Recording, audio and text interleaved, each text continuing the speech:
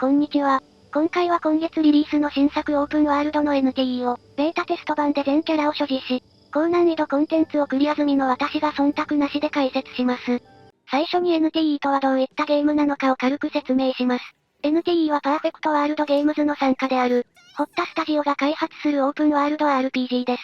幻冬の開発元だといえばわかる方は多いのではないでしょうか。最近はウォープサーバーなんかで話題になりましたね。この幻冬を開発したスタジオの最新作が NTE というわけです。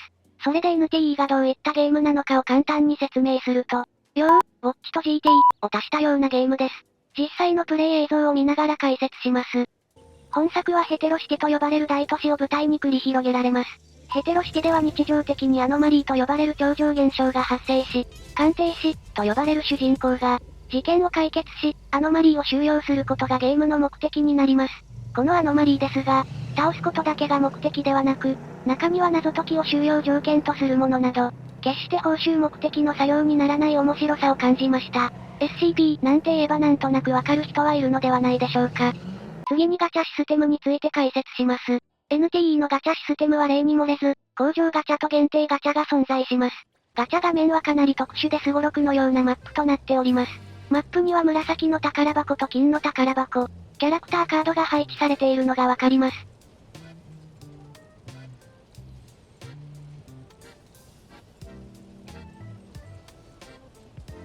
実際にサイコロを振ってみましょう。今回は10連ガチャを引きます。1が出ましたね。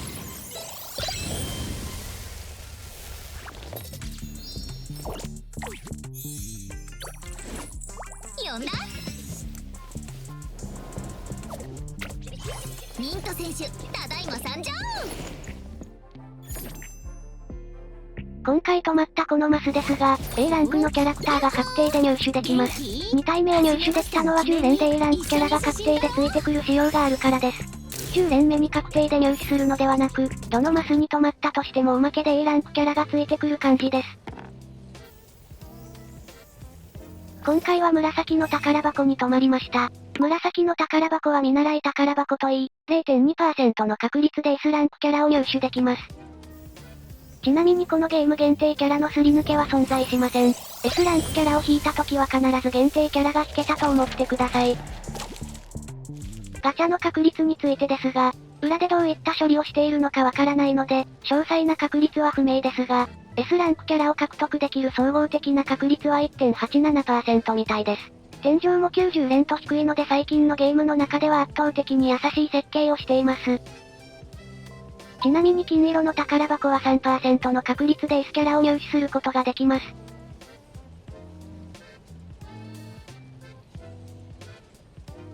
次に戦闘について解説します。NTE は全6つ属性のキャラクターから、4人を編成して戦闘を行うアクション RPG です。正直ここは原神やエンドフィールドをやっている方なら問題なく理解できると思います。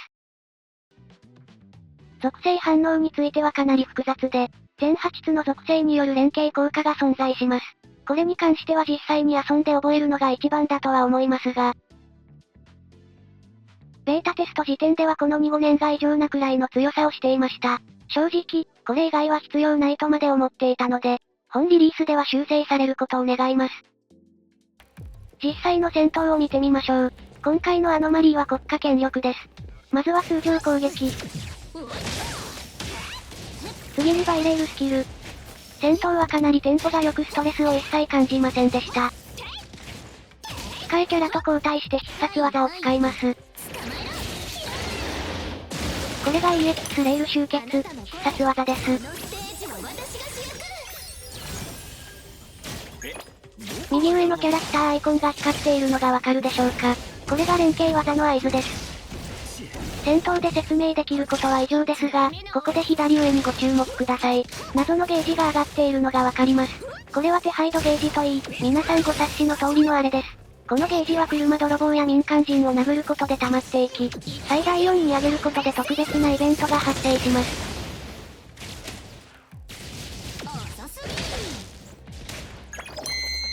はい、4になりました。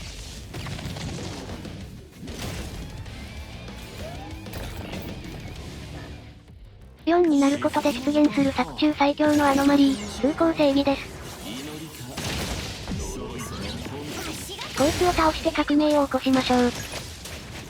無理でした。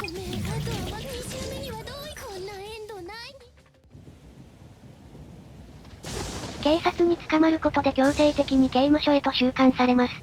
真面目に刑期を終えて出所することもできますが、数多くの脱獄イベントも用意されています。また素行不良で刑期が伸びるなど、自由度もかなり高いです。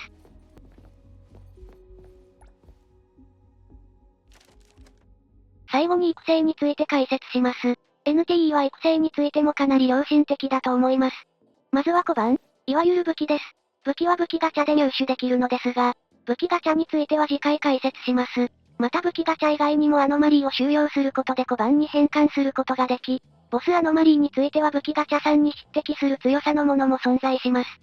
次にギア、いわゆる聖丸ものですね。これについてはかなり複雑で、ギアについて解説するだけで動画1本になるくらいの奥深さを感じました。今はテトリス上のブロックを穴に埋めて装備する。とだけ覚えてください。これについて解説するとなると、これだけで動画1本分のボリュームになると思います。ギアを装備できる穴はキャラクターごとに設定されていて、いわゆる使い回しは難しい設計となっています。個人的にはこのシステムをかなり評価しています。次に覚醒、いわゆる凸ですね。またこのタイプか、と思われたそこのあなた。なんとこのゲームの凸は凸効果を選択することができます。ですので1凸でもすれば実質全ての凸効果がお試しで使えます。先ほど解説した通り、このゲームのガチャはすり抜けが存在しないので、凸もかなりしやすい設計となっています。NTE が良心的と言われるのも納得ですね。いかがでしたでしょうか？今回の動画ではこのゲームの基本的なことを解説いたしましたが、それはこのゲームのほんの一部に過ぎません。次回はまた別の NTE を紹介させていただきますので、このゲームに少しでも興味のある方はチャンネル登録よろしくお願いいたします。